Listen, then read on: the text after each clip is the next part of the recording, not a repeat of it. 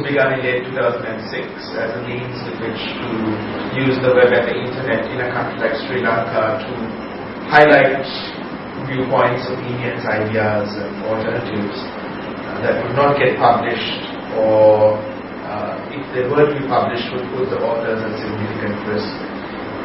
Even by 2006, we realized that the space for critical dissent in Sri Lanka was diminishing, and diminishing very quickly. The mainstream media itself was facing a number of challenges, with journalists having to face threats to their personal safety and security on account of what they wrote and published. And so what we found was that the space for civil society dissent in mainstream media in all three languages, English, Sinhala and Tamil, was being severely constrained and was diminishing very, very quickly. I have been interested in examples where the internet and the web have been used in other conflict areas and conflict zones and other countries to promote critical dissent. Each conflict area, each conflict is different to any other, and there were unique aspects in Sri Lanka that lent itself as a case study for the use of the internet and the web. One, we have a very high literacy rate. Two, there is a very high prevalence of mobile telephony in the country, around 11 million registered SIMs for a population of 20. Three, there is a generally high level of awareness of the web and the internet among civil society organizations, particularly in Colombo, but not exclusively so. The ICT agency, the apex body of the government, has been setting up cyber cafes around the country.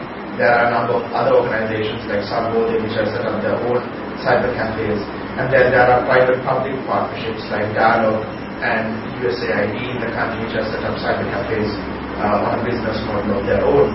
So put together, there are a couple of hundred cyber cafes scattered around the country, which suggests that people, even in remote areas, have access to computers that are connected to the web and the internet. In addition to that, and this has been under-researched and underused in Sri Lanka, a number of people use their mobiles to, for example, send back votes to their favorite singer on the Sri Lankan equivalents of American Idol. These are very high-cost SMSs in comparison to the ones that we normally send out. But we have seen that even the poorest of the poor who have access to or own a mobile device nevertheless send these premium process SMSs to the television stations to vote for their favorite singers. There seems to be a high degree of participation, public participation using mobile phones in the country. Now, put these together and you have a foundation that is really ripe for use by civil society to leverage voices, leverage content that supports peace with justice, a peace through negotiation, and a peace that involves and celebrates opinions and dissent and human rights and humanitarian norms.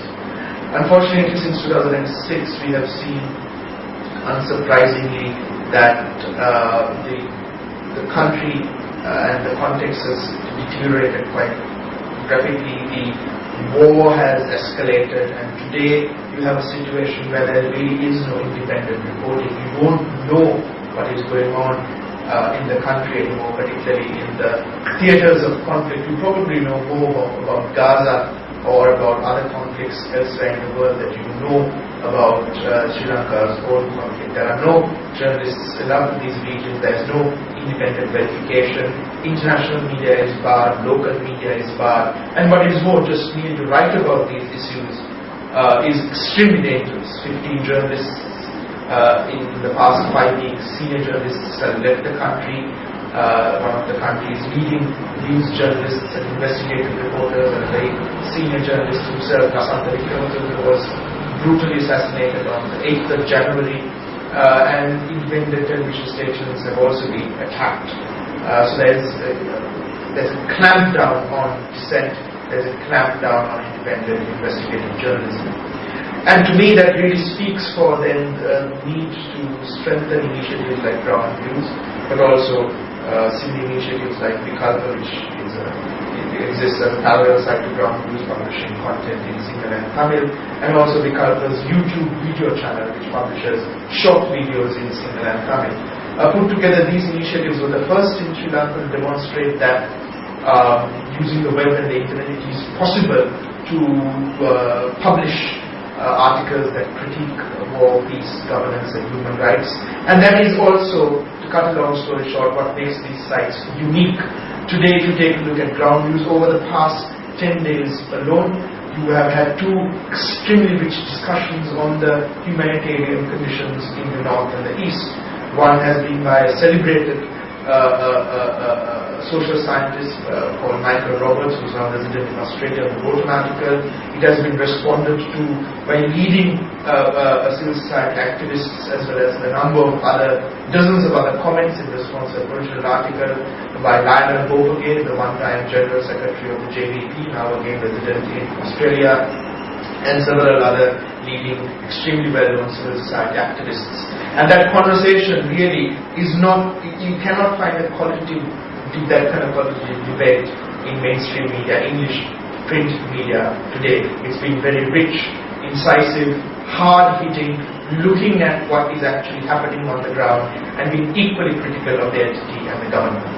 The second one has also been put up by, is also on similar lines, an article originally put up by Jeevan Tyagaraja, the head of the Consortium of Humanitarian Agencies, a well-known NGO in Colombo, resulted in another author who comes into Groundviews, coming up with a detailed critique of that article.